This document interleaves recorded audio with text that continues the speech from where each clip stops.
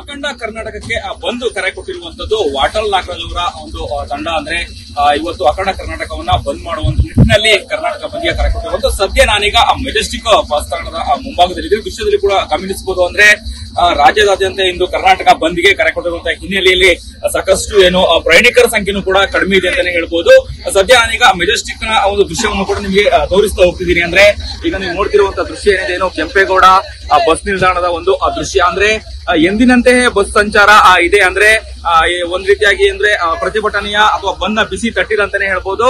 ಅಂದ್ರೆ ವೀಕೆಂಡ್ ಆಗಿರೋದ್ರಿಂದಾಗಿ ಏನು ಬಸ್ಗಳ ಸಂಖ್ಯೆನೂ ಕೂಡ ಹೆಚ್ಚಾಗಿ ಇದೆ. ಅಂದ್ರೆ ಏನು ಬಂದ್ನ ಅಷ್ಟೊಂದು ಬಿಸಿ ತಟ್ಟಿಲ್ಲ ಅಂತಾನೆ ಹೇಳ್ಬೋದು. ಇವತ್ತು ರಾಜ್ಯದಾದ್ಯಂತ ಬಂದ್ಗೆ ಕರೆ ಕೊಟ್ಟಿರುವಂತಹ ಹಿನ್ನೆಲೆಯಲ್ಲಿ ಸಾಕಷ್ಟು ಅಂಗಡಿ ಮುಂಗಟ್ಟುಗಳು ಕೂಡ ಬಂದ್ ಆಗಿತ್ತು. ಆದ್ರೆ ಕೆಎಸ್ಆರ್ಟಿಸಿ ಬಸ್ ನಿಲ್ದಾಣದಲ್ಲಿ ಎಂದಿನಂತೆ ಬಸ್ ಸಂಚಾರ ಆಗ್ತಿರುವಂತದ್ದು, ಪ್ರಯಾಣಿಕರ ಸಂಖ್ಯೆ ಕಡಿಮೆ ಇರುವಂತದ್ದು. ಅಂದ್ರೆ ಬಸ್ಗಳ ಸಂಖ್ಯೆ ಹಾಗೆ ಇದೆ. ಅಂದ್ರೆ ಬಸ್ಗಳು ಎಂದಿನಂತೆ ಓಡಾಟ ಮಾಡ್ತಿರುವಂತದ್ದು.